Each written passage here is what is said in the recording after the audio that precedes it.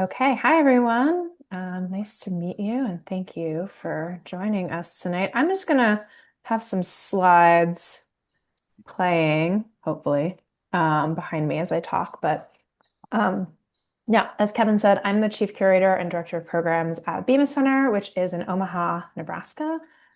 So these are just gonna kind of go through a few exhibitions that I've done or that are currently on view. So just enjoy that while I talk. So I have been at Bemis Center for almost 8 years, and my role encompasses both curating our about 10,000 square feet of gallery space, as well as running our residency program, which is an international artist residency program, where we have about 36 artists per year come, as well as curate our experimental music and sound art venue called Low End, which is in our basement. Um, but really, first and foremost, I am a visual arts curator. I went to SAIC in Chicago for undergrad and SFAI in San Francisco for graduate school, where I got an MA in exhibition and museum studies. In between that, I actually co-ran an apartment gallery in Chicago with my friend Trish called Lloyd Dobler. So that was sort of where I kind of started putting together shows and working with both Chicago artists and other young artists out in the world. It was sort of pre-Instagram, and you like found people through their websites and like their links and things like that. And then I've kind of lived in a lot of different places, Austin, Texas, and Buffalo, New York, and Portland, Oregon, before landing in Omaha. Um, my practice is really very varied. I call myself kind of a generalist. I'm really interested in showcasing artwork that is new and different, really wanting to give younger emerging artists kind of their first major, maybe solo exhibition or major commission. There's always a lot of performance and sound in the work that I do. This is an exhibition by the Israeli artist Maya Dunitz. Um, and I'm also, always kind of putting together group exhibitions that are dealing with pretty socio-political issues. I had the first exhibition that showed through was a group exhibition about empathy that was sort of right after moving to Omaha, which is a very, very red state. And it was sort of in the midst of the first Trump presidency. So really thinking about what artists were kind of dealing with in terms of through the lens of empathy. Um, and I also tend to include a lot of written word and poetry. I'm a sort of writer myself, but really interested in kind of merging that together. I don't know if I've hit my 5 minutes. But I think that I'm always, as I said, like interested in learning about new artists and new spaces. I usually do the studio visit critique day with RISD, which I really love doing. I've done that, I think, the past 2 years. And really thinking about multidisciplinary practice, because, sometimes artwork is not as commercial as you want it to be, and you want to be able to, you might not be able to make a living necessarily like only having a gallery. So wanting to be able to support artists and pay them for their work, and be able to kind of give them the time and the space to make new things and to really expand their practice. So I will stop sharing now. Great. Okay, will that work? Oh, stop. There we go. Great. Rachel, thank you so much. That was terrific. And Paige, you're next. So Thank you. Yeah, Rachel, that was amazing. Hi, everybody. My name is Paige Roehrig. I'm the executive director of the Copley Society of Art. A little bit of some background on me. Right after I graduated from undergrad at Northern Michigan University, I actually started off at the Copley Society of Art.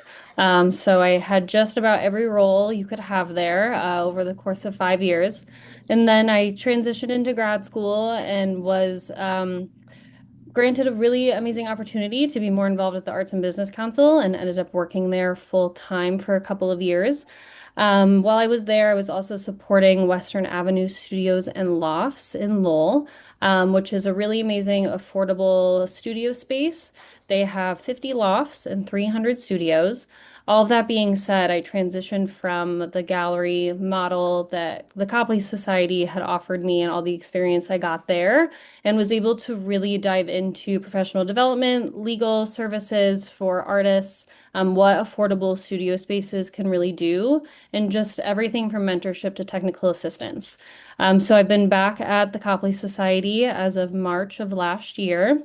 It's crazy to think it's already been a year. Mhm. And we've really been focused on the starting of like what how COSO was founded. So the Copley Society of Art is the oldest nonprofit art association in the country. We were founded by the first graduating class of the School Museum of Fine Arts as a place for students to stay connected after they left school, or just a way to meet and be together and support each other. So COSO currently supports artists of all different types of walks of life and parts of their career. So we have students, we have emerging artists, and then we also have artists that are more developed in their professional creative practice. So we're really focused as we approach our 150th on ways to go back to our roots, provide more of that professional development, mentorship, and rebuild our programs. And it's been really great. The team there is wonderful. And it's been nice to take that 2 year gap I had away from the gallery and really see the impact in ways that we can support the artists of COSO. So we are membership based, and I'm sure I'll chat more about that. Galleries all work so differently. And yeah, it's just been a great experience to be back so far. Aside from that, I am also an adjunct instructor at Merrimack College. So I teach arts management there. So I really Mhm. am I'm all about the arts admin and the professional development and support that we can offer to creatives. I don't know if I hit my 5 minutes, but it feels like a good place to stop. Great job, Paige. And I did want to mention two things. One, I was just at the Western Avenue Open Studios, um, Oh, and just so amazed at how many artists are in that space. It was mind-blowing, really. It was incredible. yeah, it really reframed a lot of the ways I value different types of creative Mhm. practices, because it is anything you could possibly imagine, from fine art, oil paintings, however you want to define or classify that, to someone who makes mini robots and another person who's making their own fabric and yarn. So it really is just every type of discipline you could imagine in one spot, and it's a really magical place. If people haven't been, I highly recommend it. Yeah, I couldn't agree more. And on top of that, I do want to add one more thing with Paige and Copley Society. And Paige is going to talk more about it, but they offer free student membership. We've notified RISD students about it because this is one of the great inroads to get into a space, network, get your work shown, and Paige will be talking more about that. Yeah, thank you so much. Okay, awesome. And JJ. Thank you. So I, um, I told Kevin I have a stock line about being just a guy, and there's imposter syndrome that factors into that. And that includes, I was telling these all folks before that I haven't done as many Zooms, so I was not prepared to not see any of our participants' faces or even their screens. So I'm reeling a little bit just in terms of I am a very good public speaker and I'm used to performing and presenting, but to have an anonymous audience is just a little bit of a thing. So that all being said, I have a long, complicated personal history as a with the arts, and I was a dancer and a pianist from the earliest days, and a musician, and I have fond memories of rushing to band practice in the fourth grade, and went to undergrad and in music and education, and have done a bunch of teaching. And I went to Cal Arts and studied lighting design while I was a percussionist, doing the weirdest of the weird stuff, and have done virtually everything. And one of my stock line jokes is that I've slept through all of my art history classes, which is only partly true, but fairly accurate. And so I have a certain amount of self-consciousness and again, uh, uh, imposter syndrome about being here with these three, qualified humans, and also then recognizing that I've been doing what I've been doing for actually quite a while and have actually learned some stuff. And a lot of it is, of course, going to be from the perspective of the particular gallery and my colleague and mentor, Dana Salvo, who owns and runs a gallery. So it's fantastic to be here. Like, I love this. I love what we all do, and I'm really enjoying the various facets and the angles that we're all bringing and how Kevin brought us together in this particular way, including, I forgot that I was going to say to them that one, technically I was born in Omaha, so I wanted to talk about that connection. And two, Copley Society COSO, I'm have this whole relationship with and yet don't know these people. So this was a great opportunity to then expand the network, let alone you anonymous viewers and future viewers. So it's exciting to be here and to hear the wisdom share, experiences. And the one other thing I was gonna, two other things I was gonna say. One was while Clark Gallery, my gallery, we do exhibit, obviously. One of the things that I've learned to appreciate is the mindset of gearing towards an exhibition in a particularly heavy curatorial, formal way, and then part of how we do things, which of course we have shows and exhibits, but sometimes I'm recognizing that me as a musician will often think of a concert and it goes away, and when artists think that they're going to have an exhibit and it goes away, we don't think of it quite the same way. So that's one of the unique things that I've started integrating. And then I had one other thing I was going to say, but I forgot. So I'll tell you later if I remember. So that's me. Thanks for having us. JJ, Paige, Rachel, thank you for the introductions. I think one of the things, a takeaway already for me, very often, especially when you're a student emerging artist, everyone else, the gallery world feels like outside you. And I think for all three of you, the humanizing of, hey, we're people, we have these experiences, I did this, I went to school here, I went this path. There's no doubt in the creative fields that it's a circuitous path often and not a direct linear path. And I think this is always just so important, is that we're all people working with people. And for that reason, let's dive into some questions. I do want to remind everyone attending, please submit your questions to the Q&A and we'll address them throughout the program. So you can start shooting them away and I'll bring them up. But I do want to start with the very basic question, especially being a visual arts school. I'm working in school, I create a body of work, I graduate from RISD, I'm creating more work, I have a studio practice. For each of you, when you think about showing an artist's work in your space or having an artist as part of your residency or the curation that you've done before, Rachel, in other contexts as well, what do you look for in the artist that makes you, what is the spark that gets you connected to the work that makes you feel like I really want to show this work? And what can the artist do to kind of tell their story better to make you understand that? So any of you can jump in on this. I'm happy to start the dive in. I guess, for me, and I look at a lot of, applications for the residency as well as just looking at artist work in general. And, the first thing that I always say is like documentation needs to look really good, right? If you're spending all this time making the work, you know that most people are not going to see it in person. They're going to see it in reproduction. So, take the time, make the friend that's a photographer and make them a painting or a sculpture in exchange for them to take, images for you. Think about both. I was just looking at some applications and it was picture images of paintings and there was no border around them. I had no idea how big they were, like the context of them. So thinking about both details and, installation images or even having somebody looking at a piece so you have scale.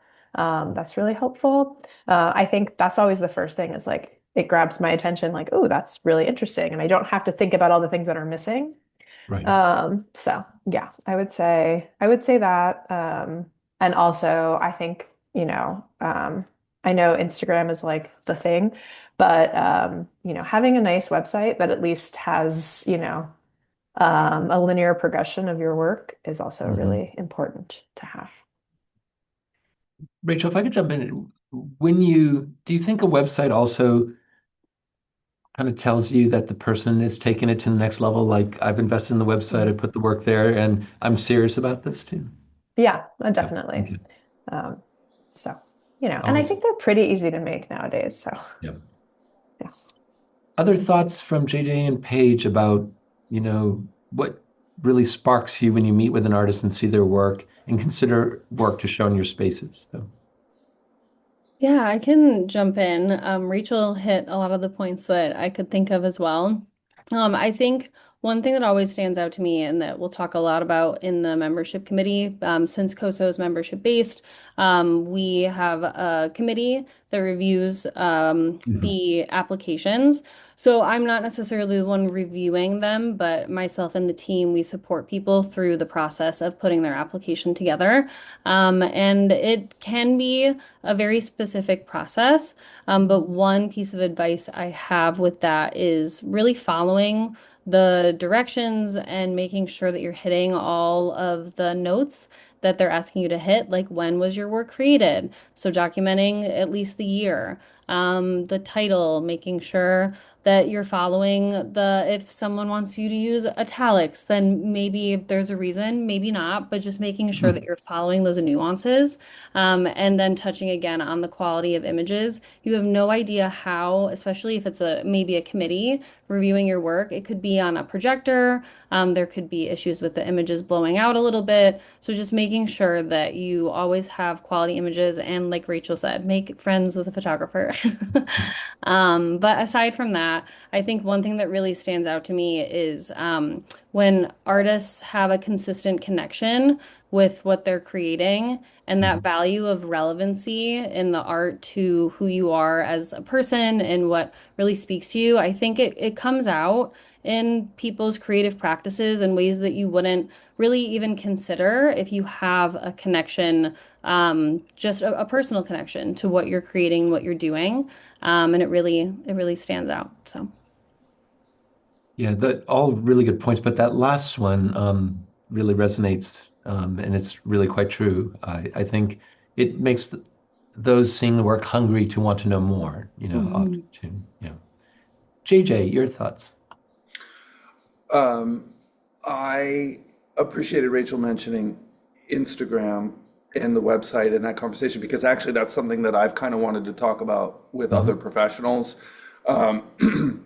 Because when an artist approaches me and they only have an Instagram, and I love Instagram, I use Instagram, but I have a burner, like a public burner account for work, and I don't like it. I like it for the fun stuff. So when they have that, I'll look at it, but I do want a website. And when I'm looking at work, I want to look at it on a bigger screen. And I've been trying to figure out if I'm old-fashioned, which to a certain extent I must be, but also like, but websites still matter. So I appreciated Rachel pointing that out. And then I think in con, con, in connection. Um, I want, yeah, you put your best work out there, get good photographs, if nothing else. And I forget what the original question was, but yes, 100% what they're saying. Like, and honestly, I had a friend who sabotaged me, um, or ambushed, I suppose is the more appropriate word. Um, we had a lovely conversation. We're catching up, and then all of a sudden she's like, "Oh, I've been working on this stuff." She showed me things, and I was like, "Oh, Okay, well, I'm putting my professional hat back on. Um, iPhones take good pictures. I can make good pictures out of it, even an iPhone. Like, find a way to make better Right. documentation. So yeah, I need to see your best work. No, that's again such an important point. I do think it's interesting with a website too. When you have a website, you have a link, and something we often talk about is just make things easier for everybody. So if you're in correspondence with a gallerist, a curator, other artists, and your signature line in your email includes your link, you've already gained the benefit of having that website because someone will click that and see it. I I'm even surprised how many times I have to go and hunt online to find the source material from what I'm hearing about. And you always just want to make everyone's so busy and have so many things going on, just try to make their life easier. And having that link is really valuable. So keep that in mind. Okay, yes, 100%. And I get multiple submissions a week, and there's words and there's no images. And I Right, understand concept and I understand the bigger right. picture, but man, show me something. And if I don't like it, that's fine, but I need to see something. I don't want to read anything. Yeah. So, Well, until I'm interested. Okay. so that actually, I'm going to jump right into it because I get here. I've heard this all the time. Um, for anyone considering a gallery or space, do your homework. Like know that your work is, not that it has to be perfectly aligned, but it's in sync with what they show and understand what the nature of the organization. But we all get 50 billion emails, and many people will make an initial point of contact through an email. So, JJ, you already kind of alluded to what one would need, but what would you like to see if someone did reach out to you by email? What is the nature of what should they be asking? Do they include work in the email? Do they include a link, or who sees the email in a gallery? Is it a gallery intern seeing it, or does the gallery intern screen it and then it goes to the gallerist? Could you each offer some insights on the massive amounts of email and how we cut through to be seen in that? Yeah. I'll go real quickly because I have many stock lines, as many in my business do, but certainly our gallery is of a caliber that many of our peers don't accept submissions. We still do because we have a concept of you never know, and that Right. has worked out. I've had some very much you never know. It's like, wow, Wow. where did they come from? I love this. I'm interested, and we can sell your work. In general, um, so I can't speak to other galleries of our caliber and how if they actually allow them, but we both basically look at them. And Hmm. during COVID in particular, I would reply to people and say, it's not for us. And then I would get back and forth. And at a certain point, I was like, sorry, you submitted. I'm not obligated to reply. Sorry. What I would like to see in them, again, is I don't need words. I don't need a CV. I don't need I don't need feeling. I don't need anything. I need to see good work.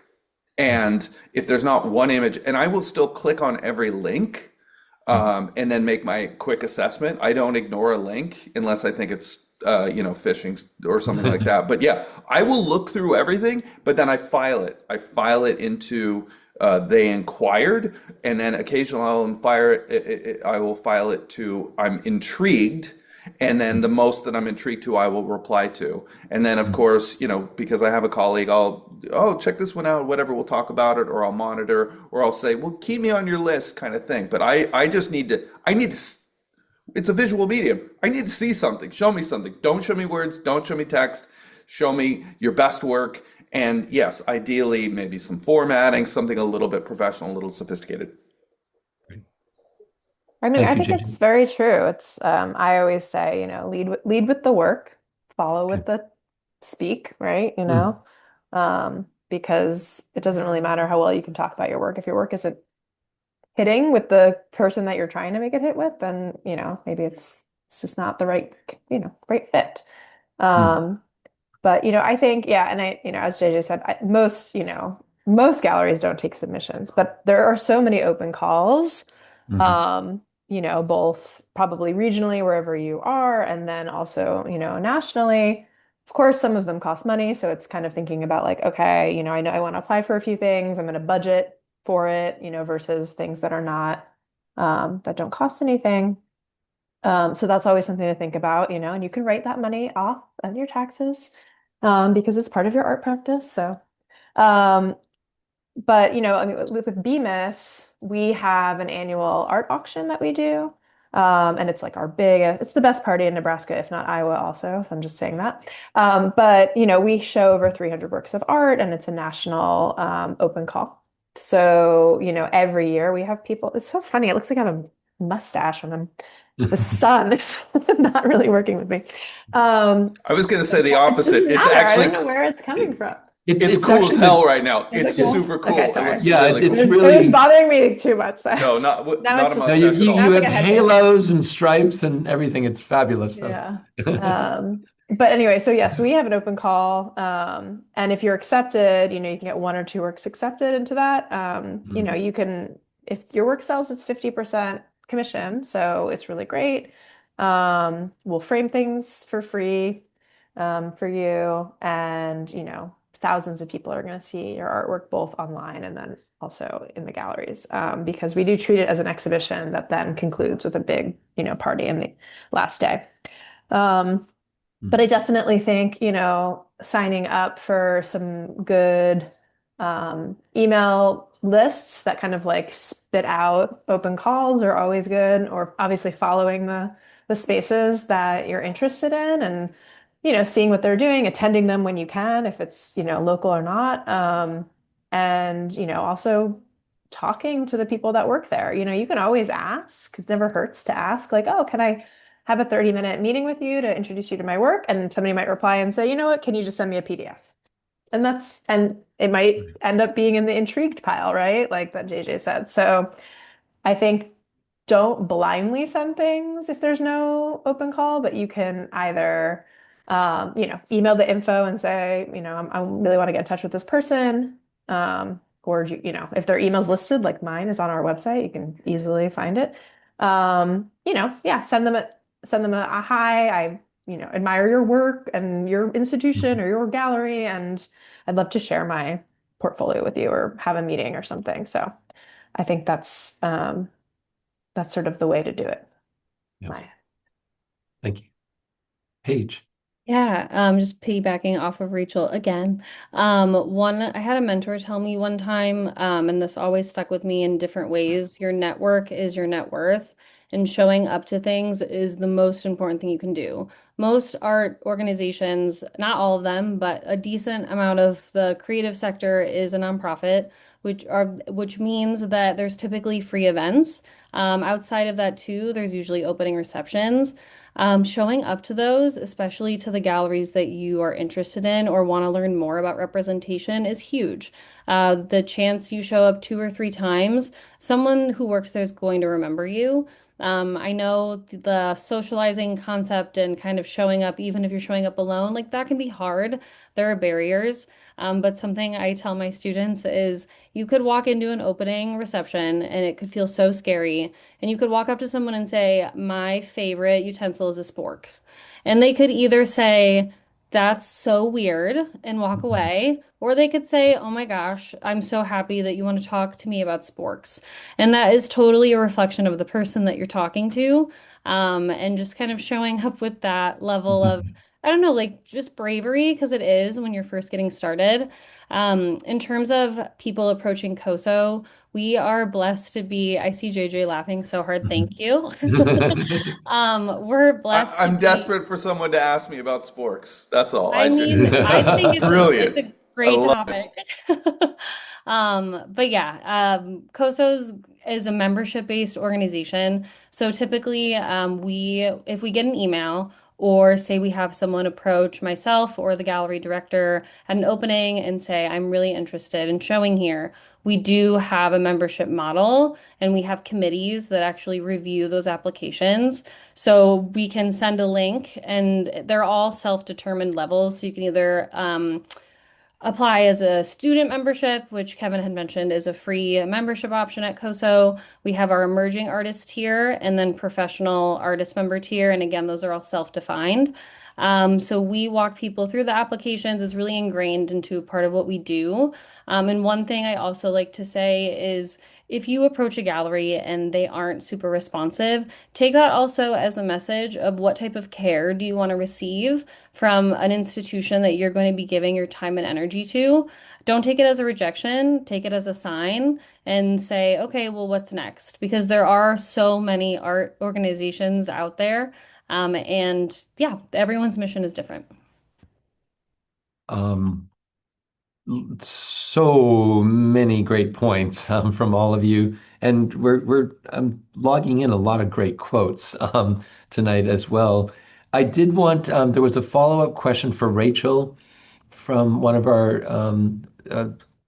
people attending. Mhm. Rachel mentioned sending a PDF with images, but that format doesn't load as an image in an email.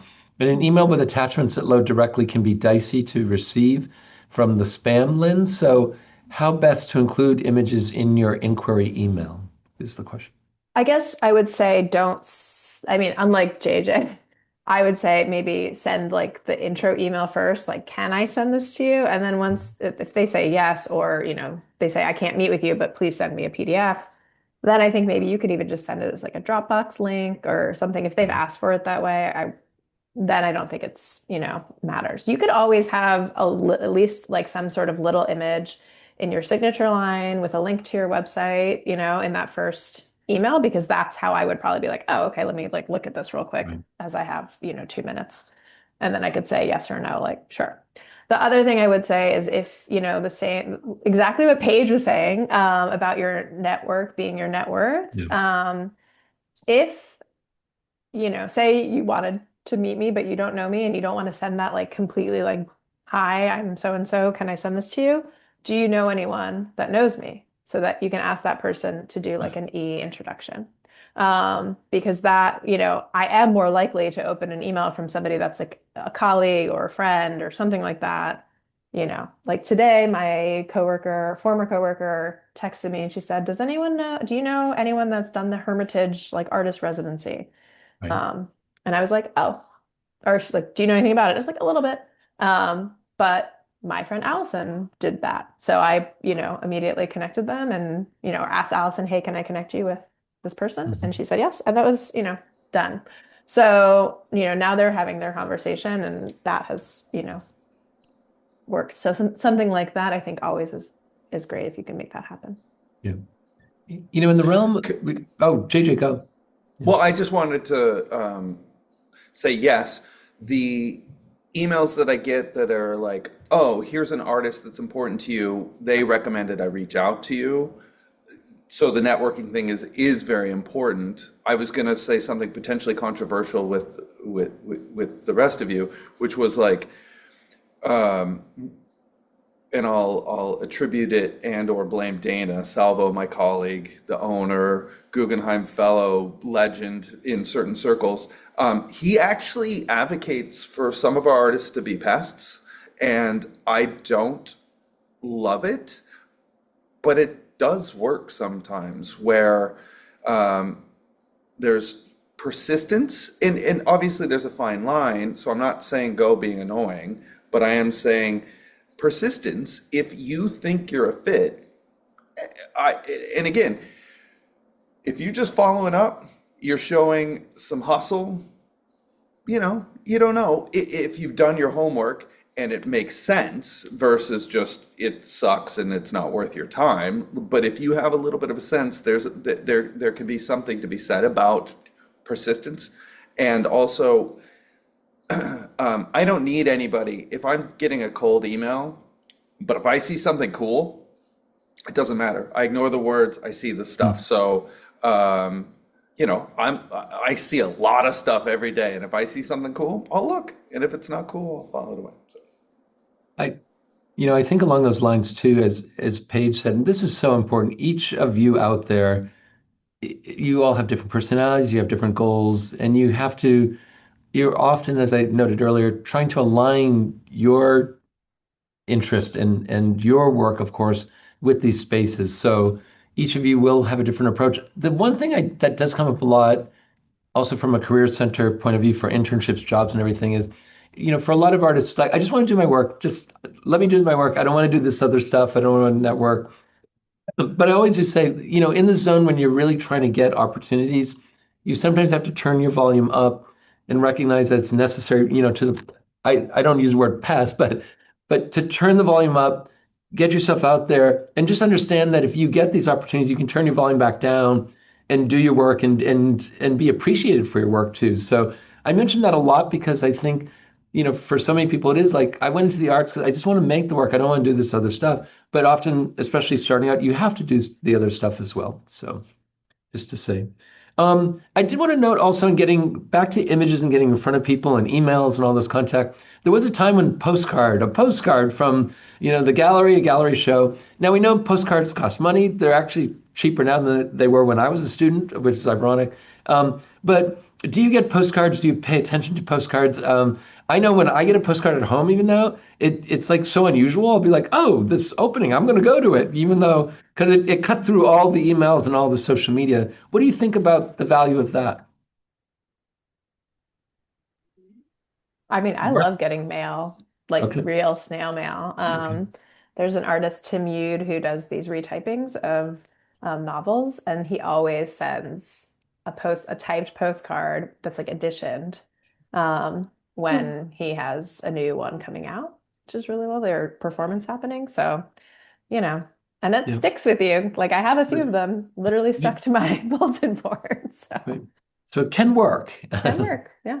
Yeah, I think one thing, I mean, I love mail too. I love a postcard. I love the idea of an editioned postcard. That's super fun and unique. One thing that we've been talking a lot about at the Copley Society is how powerful word of mouth is. Mhm. And when we're thinking about the administrative time to send out postcards, we have pretty much eliminated it at the gallery. Right. But we still receive postcards from a few galleries in Boston, and it is nice. It does stick with me. I go, oh, I didn't know that was happening because there's so much online. So if you don't have that word of mouth capacity, or like if we're having an exhibition with 40 of our members, I know the opening is going to be well received because 40 people are going to invite, a couple people to come. Versus if it's a solo show, then it feels a little more centralized around one person. So maybe that marketing should look different. But word of mouth, I think going back to the networking, it's super important. Yeah. So JJ? I was going to say, actually, to the pesting point of Dana, um, if you have a curator and you know their address and you send them something once a month and if you get physical media, it's amazing. I get I get postcards and stuff. If it's crap, it doesn't matter if it was an email or a postcard. It's crap. I don't care. Um, I had a really good artist friend who would send not just an edition, but only one postcard a day. And he would send it out, and then maybe every 400 days you would get a postcard, and then you could put it like, obviously, we all love physical media, Right. but if the work's good, the work's good. It'll transcend digital. And we've stopped, doing the carbon footprint of sending out postcards. Right. And many people are bummed about it because they want to put something on their fridge, and I don't want to spend the money because I want them to buy a painting to put on their wall. But Mhm. yeah, it's if you can do it and make it work, absolutely Great. do it. Great. We've got a couple more questions in the Q&A. In the portfolio, do you want to see process, or should I only focus on finished works? I hear conflicting advice on this online, and I would really appreciate your insights on this.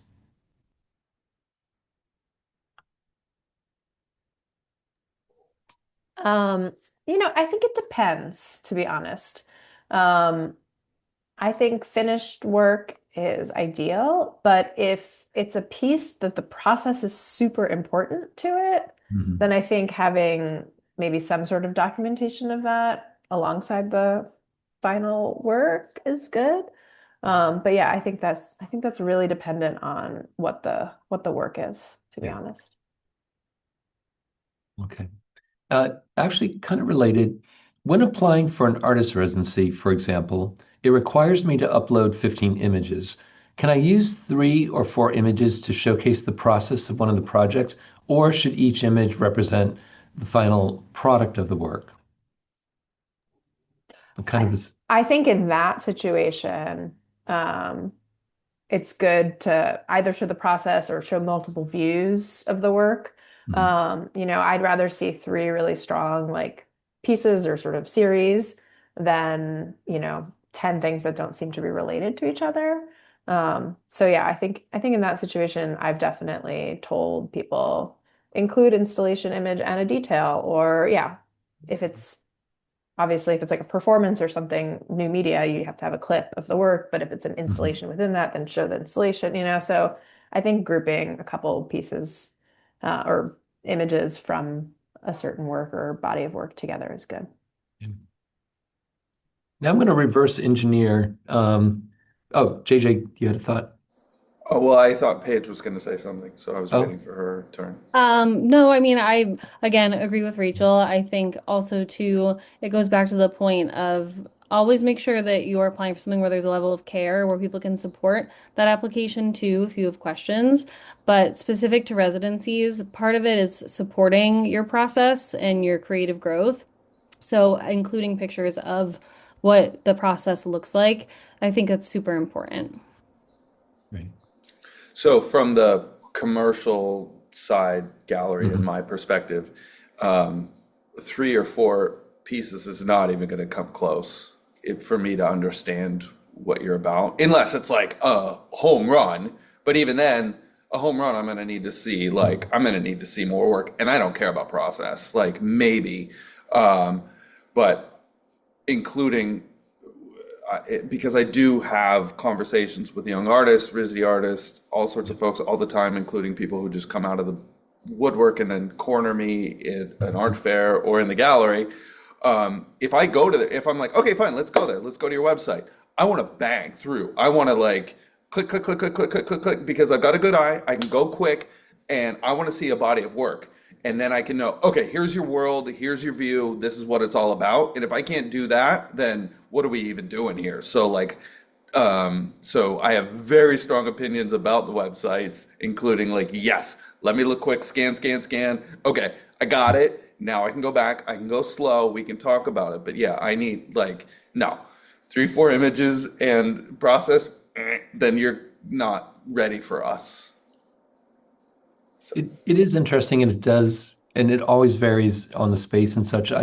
Many of our students who are seniors apply for the Wingate, and the Wingate allows 10 images, and they're very cautious on anything that's a video added, right? Because you're dealing with material and materiality.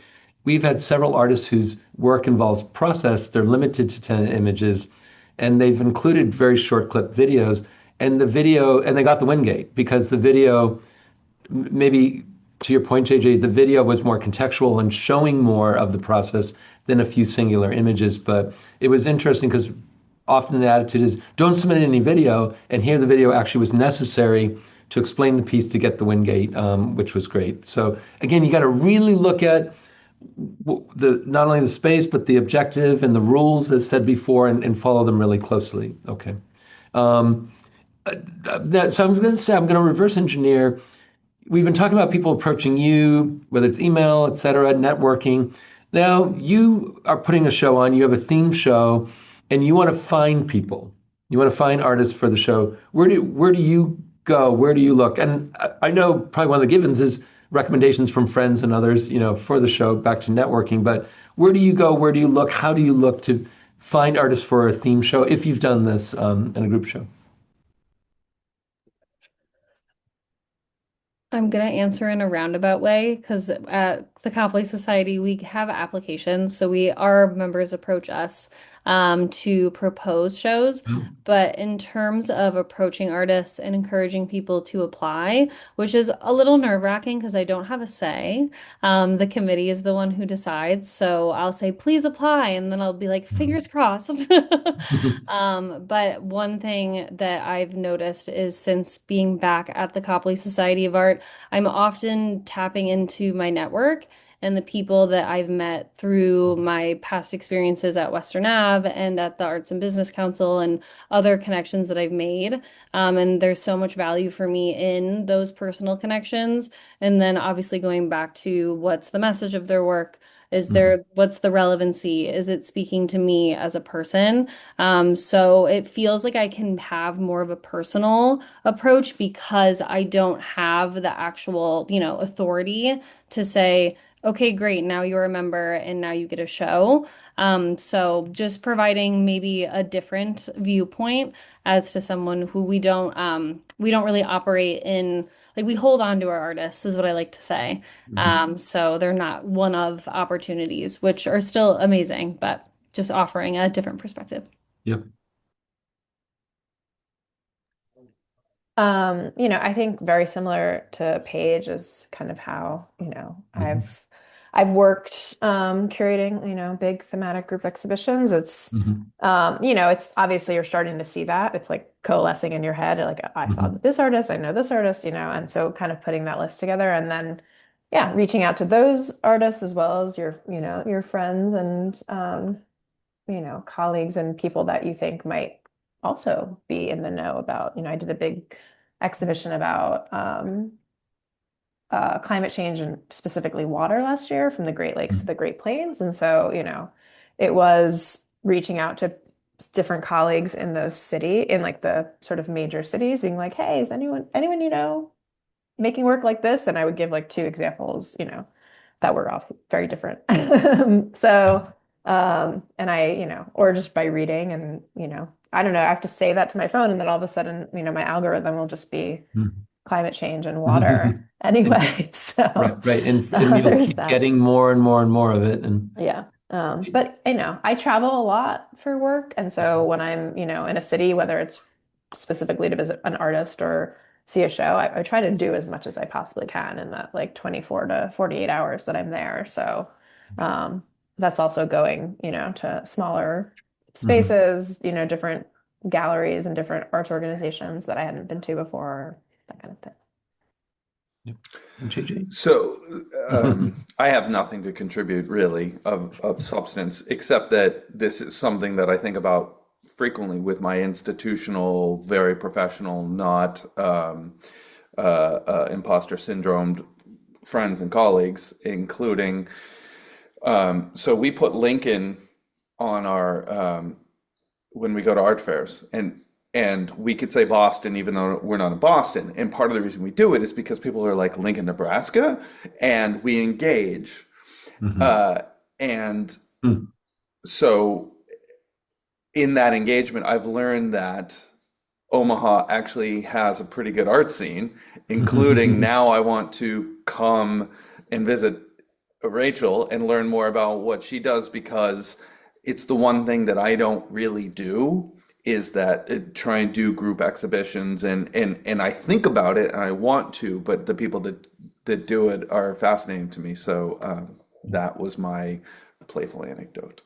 And it worked very well. So do just one other note on this. Do any of you or have you turned to Instagram to find artists for a group or theme show? I have absolutely found artists on Instagram. Okay. I did a painting show a couple of years ago, and I'm pretty sure two of them were, because I was following some other, gallery or something or other popped up. Yeah. So yes, for sure. So a little granular question about Instagram, because it's turned up a lot, not here, but, in the context of getting exhibition opportunities and more. We talked about some best practices with shooting the work really well, the value of a website over Instagram. Any tips though for making a good Instagram account aside from shooting the work well that you can show process? Okay, so Yeah, I mean, that is a good place where you can have like process videos for sure. Sorry, JJ. no, I was going to say, if anything, if you're going to do an Instagram and maybe process, but like then make it like professional, make it your work and not your personal life. Like if it's commingled, then I'm definitely out. If it's work focused, then fine. And but yeah, no, ultimately. Yeah, you can have a, Rachel Adams Studio Instagram and then a personal Instagram. Right. I Yeah, think like I don't want to see what you're looking at. Like if you're going to a museum and showing me stuff, I'm like, it messes with my head. If I'm going to your Instagram Mhm. as an artist, I want to see your work, and if that's your process, however you present it, that's what I want to see. I don't want to see anything beyond that. And again, I, I'm actually grateful that we're talking about this because I haven't talked about it enough professionally because I have strong feelings. I think, yeah, just to chime in, consistency is key, but Mm. also, and then maybe not everyone will agree with this, but also putting a little bit of your person on there as well. I think there's such thing as too consistent. Like if you are just posting pieces, they can be so beautiful and amazing. But if that's all that's on the grid, that when people see or visit your profile, I see a lot of like a well done artist interviews that maybe are just shot by friends or just, I don't know. I think as long as it's about your work, because I do think that commingling of personal life versus your creative practice, it gets confusing for the viewer. Because people want to visit your profile for a specific reason, and they typically want to learn more about you as a person and your work. So having those varying components are really important. Tagging in Instagram, always tagging with RISD if you were looking, saying, "Oh, I wonder what some RISD people are up to." I imagine, are there certain tags you look at, or is it just per show, per theme, if you were, or per your space? Yeah, I don't, I mean, yeah, maybe there's like a keyword, I guess, but I don't Okay. even think I like do it that way. I think it No. just sort of, The you know, like algorithm is like I'm real. saying, the algorithm is real. Right, So if right, you're looking for something specific, then it'll start showing it to you, especially if you're like writing an email about it on your phone or right. taking a picture of something that is similar to what you're thinking. Yeah. So, So we have another question, and this one's directed to Paige. It says, this is directed to Paige regarding the student membership at the Copley Society. I vaguely remember applying on the website's form a while ago, but couldn't find any submission confirmation in my inbox. So now I'm unsure. Do you only reach back out to shortlisted applicants, or was there supposed to be an email confirmation for all the submissions? Yeah, we get back to everybody. Did they apply for student membership? Did they specify? It doesn't specify. Yeah. Well, no worries. Just send us an email. We were in the midst of a lot of changes at the gallery and rebuilding some of our programming, and we've totally restructured the student membership. So there could have been a lapse there, but we are all almost too responsive with our emails. So just send we have info@copleysociety.org if you want to shoot us a message. But no, we do get back to everybody. So if you did not hear back from us, make sure to reach out. Okay. Can I ask you a developmental question? Because obviously we have a lot of students Mhm. who are watching this, and your work varies, it evolves through school. It will always be evolving. But when you meet an artist whose work you really like, but you know they're not quite ready, maybe to show you how do you guide them, and what do you say, like take another year or two, develop more work, what are some of the ways you guide an emerging artist who isn't quite ready but who you really like to stay on track in a way? That's a tricky question because I feel Mhm. like it's very case by case. Right. One thing we've been chatting about a lot in terms of how we review work, especially when it's maybe at a student level and it's a portfolio review versus an emerging artist or professional artist application. We we look for serious intent, unity, and a lot of like care. And it's really hard to kind of look at that as not a case by case basis. Obviously, there's the technical aspects as well. I think it's really about what they're also looking for, and that could be based on my experience at Western Ave and just seeing all these different ways that people develop their creative practices and why they do it. And I think of, the person I'm thinking of who makes robots and like they're amazing robots. I don't know what someone else is going to think about that. So I try to approach those conversations with as much care based on the need and where they're looking to go. But usually at the gallery specifically, if someone isn't accepted for through an application, we do ask them to wait a year to apply again. And then we provide them with very extensive feedback from the committee. So they have words to go off of, and the committee is comprised of artist members at the gallery as well. So it's potential peers reviewing you. So I guess that's a long way to say I'm not great at giving feedback because I tend to try to just feel out what people's needs are first. So we have a committee that helps us with that. But yeah, that is my answer. Paige,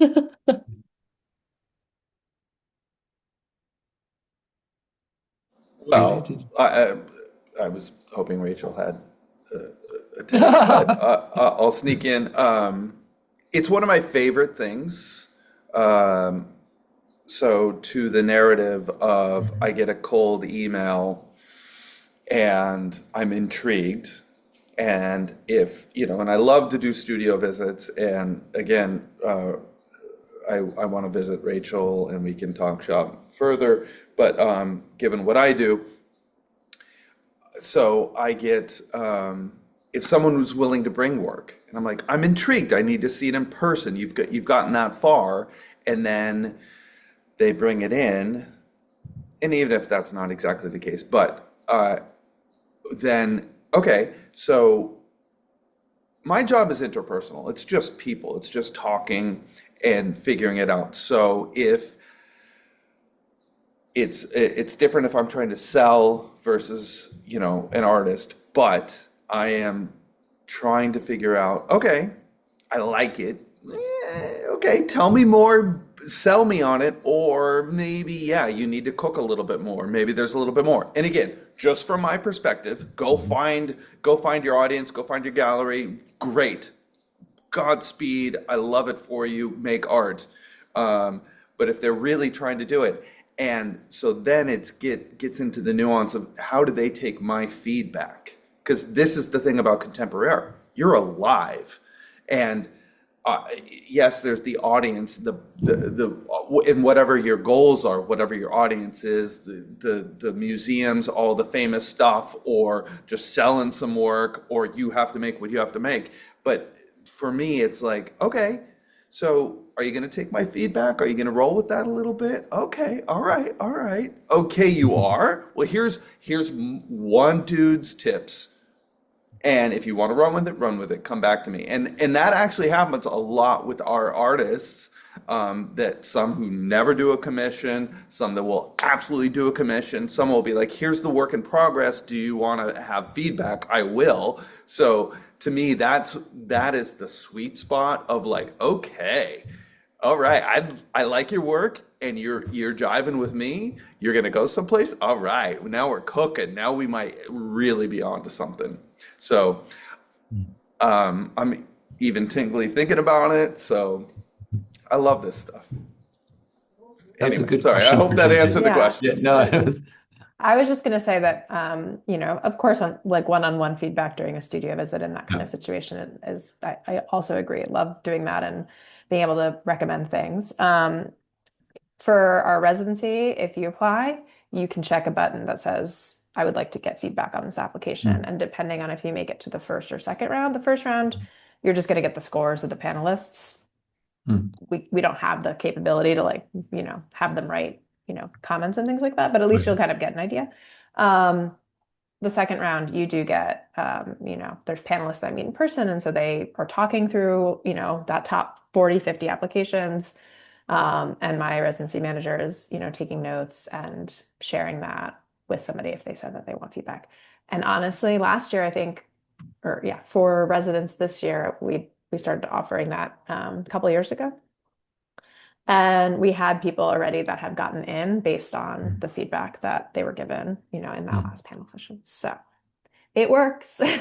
Yeah. And it's if we always say, I always say ask for feedback, whether you're applying for a residency, a grant, or anything. I think too, one thing I wanted to jump in and say is ask for feedback even if things do go the way you want them to go. Mm. One thing we notice at COSO is if people get accepted to things, they don't ask for feedback. It is only when they are not accepted when they ask for feedback. But I think if it's there, it's always valuable information. That's a really good point, which most people don't think of at all. I want to touch on, as we are rounding out this program, the P word, pricing. And pricing can be really challenging to emerging artists. Um, and there's lots out there.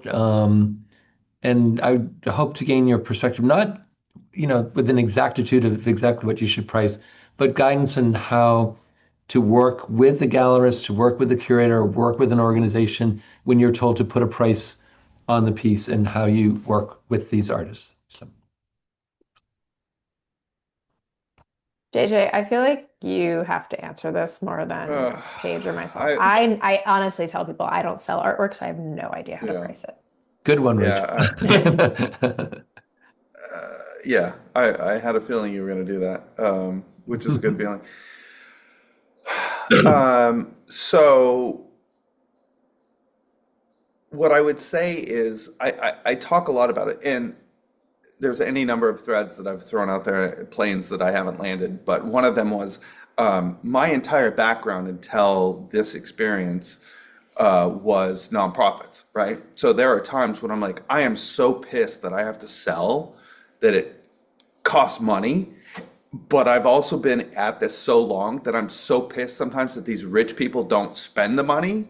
I'm not rich. I spend money on art. So it gets really, really complicated for me. But I came from nonprofit background. So I'm like, no, art, yes, important. Let's do it. Oh, shit. Capitalism. Oh, we got to pay for this. And then I want to pay these artists. So that's the part of living artists that I'm like, okay, I can support this. This costs money. You need to spend money, you rich bastard. Give us money. Give this artist money. So that was a wind up to say, I don't normally deal with emerging artists and price point, but and often when I get the intriguing inquiring email, I'm like, okay, what's your price point? Some sort of establishment. If you are straight out of grad school, let alone undergrad, it's going to be developing. But for certain galleries, and certainly we are one of them, if you're not at a certain price point, then we're not going to engage. If we think your work is worthy of a price point, then we will start to establish it. Um, and if you're new, then we'll, okay, it's $1,000 plus. We're going to start talking about it, size. You establish it, but in some ways, it's the minor leagues that do it for if we're a major league, but maybe a lower ranked team, blah, blah, blah. Metaphors are getting all out of whack. But make good work. And then if you can sell it at that price point, then raise the price point. And then if you're selling enough work and people like it, then find galleries that will sell it at that price point and then move your way up the ranks. Capitalism. Is that kind of a fair response? I mean, I think I, so. I think so. I think I'm just gonna jump in really quick with the reminder of anyone who is an artist, that means you have a creative business. You are running a professional business in some capacity, whether you feel like you are or not. So when you're thinking about pricing your work and you're just starting out, think about what you would pay yourself as an hourly rate. I don't know the answer to that, but that's something that you should figure out. Think about how long each painting takes you. How much did your materials cost? Time and How, materials, yes. yeah, how much are you spending if you're tracking things on QuickBooks? How much is your QuickBooks subscription? How much do you have to spend, I don't know, negotiating with a gallery? How much is the commission? How do you build these things in without, and I think too, you never want to overdo it. And I think to JJ's point, it's like you want to build up, but you want to make sure that you're taking care of yourself. Seeing what other people you might look up to that have been developing their career for maybe just a few years longer than you, seeing what their price points are. The information's out there. I think it's just about starting off reasonable, but in a way that you are prioritizing yourself and having a sustainable career. And then also considering galleries usually take either 50 or 40, sometimes 30%. So making sure that if that's the route you want to go, that you're keeping that in mind too. Um, Great insights on that. The one other thing I would add that I've heard pretty consistently, if your work does start to sell, and we've seen some careers really skyrocket quickly, be very cautious with that because you can't go in reverse. I've consistently heard, yes, you go to the next level and next level, as JJ said, but do it with care and slow it down almost, and not sometimes jump right to the mega amount because you cannot often reverse, and you got to be really careful on that. And I've again heard that pretty consistently, so I wanted to add that. No, As and we, I appreciate that. And also, I did want to. Paige's point was great because I sometimes, yes, just time and materials. Like if you're making $15 an hour and how much it costs, yeah, like that's a baseline. And of course, we might not get it. We know how degraded the arts are in terms of like it's good for exposure and blah blah blah. Like, right. no, you don't have to do that. But yes, thank you, Paige, for a more pragmatic approach than mine. No, I Yeah, still appreciate yours though. It's real, like yeah, it's the art world. There's so many different ways to look at it. yeah. So I want to conclude with two more questions. And again, thank you all very much. One is, in addition to galleries and Copley and even Bemis, are there other alternative spaces that you think can be really effective to an emerging artist to be showing in to get that exhibition traction? Yeah, I mean, I think there's a lot of different ways to show your work, to make sure like, we talked about those open calls, right? So kind of looking through those, if there's alumni opportunities at, your Right. college or your grad school that you can, apply for, that's always, I think, good. Obviously, we talked about, finding those spaces that you really want and spending time there. You obviously can't do that with everything, but I think, yeah, I think even, I mentioned like I started an apartment gallery in Chicago, which is like a very big Chicago Hmm. thing to do, but also, RISD, like Providence thing to, have these spaces that um our students, as soon as they graduate, are like, I'm staying here because it's cheap, and then I'll Right. have my own gallery, like things like that, even like being able to put up a pop-up if you get a potential like, oh, this storefront is in between tenants, maybe the, landlord will let me, use it for a week and I can put up a Right. show, or I can, three of my friends, we can do it together and, Hmm. have a little gallery for a while. I think, being creative and thinking through things like that too. And, just, and put it out there to people like, hey, I really want to show this work. Do you know any Right. place? Uh, Great suggestions. Other thoughts from Paige and JJ? Random small family-run businesses in Mm, whatever town you are in, whatever you or your hometown is in. Coffee shops are always and I think that's the thing too, if it's family-run, local, small business, even if they're not showing art, chances are maybe you could walk in and start that conversation with them. I mean, even think of like a mhm, hardware store. Like, I don't know, there's a through line there. mhm, So just yeah, I think being mhm. creative and just mindful about the type of business. But again, coffee shops, I feel like are big ones. Yeah. My thought would be it's partly about goals, right? So, Mhm, in some ways, Kevin, your premise is exhibitions, right? But like, if your goal is to be famous and be in museums, then be mindful of that. If your goal is to sell because you need to make money, right. then be mindful of that. If your goal is you just want to show your work, then be mindful of that. Find the place. I literally saw a painting at a bar pub place that I was like, wait, who's that? Then I go into a kids museum and I see some stuff and I'm like, that's garbage. It doesn't like good work will be good work, but be mindful of what your goals are. And that's my thought. Yep. And a great point. And so finally, as we conclude, the classic question, any final thoughts from each of you um, as advice, tips, insights to the emerging artists or established artists attending tonight that will help them get those exhibition opportunities?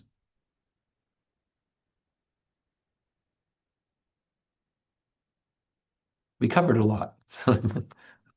We did. I was like wondering who was going to unmute first, but I'll just do it. I think a lot of that we talked about is sort of, maybe not doesn't come as easily to artists, but sometimes it does, maybe, depending on which brain, but basically like being organized, right? Like organized in your studio practice of like, um, spending time there, making work, keeping it productive and clean, and being able to like kind of bring people through.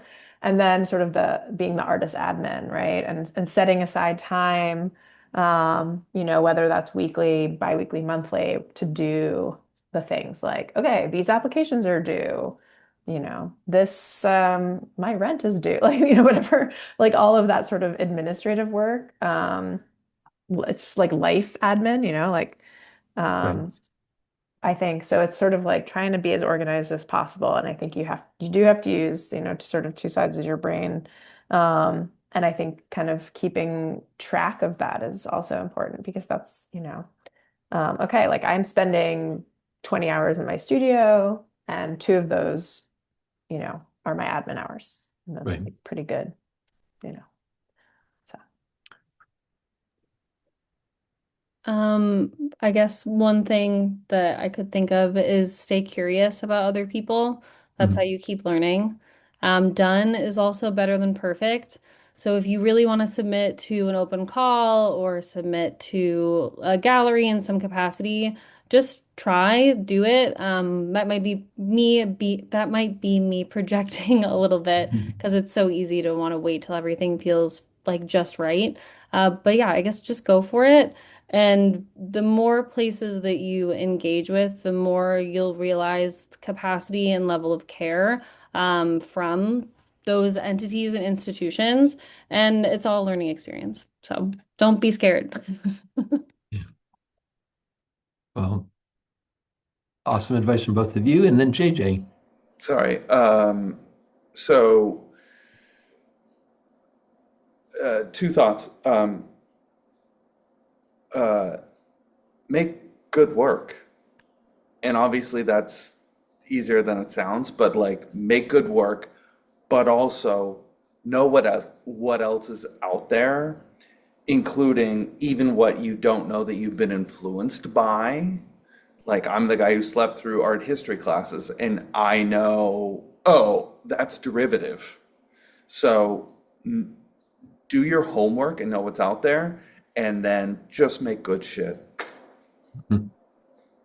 Another quote to add to the quotes today.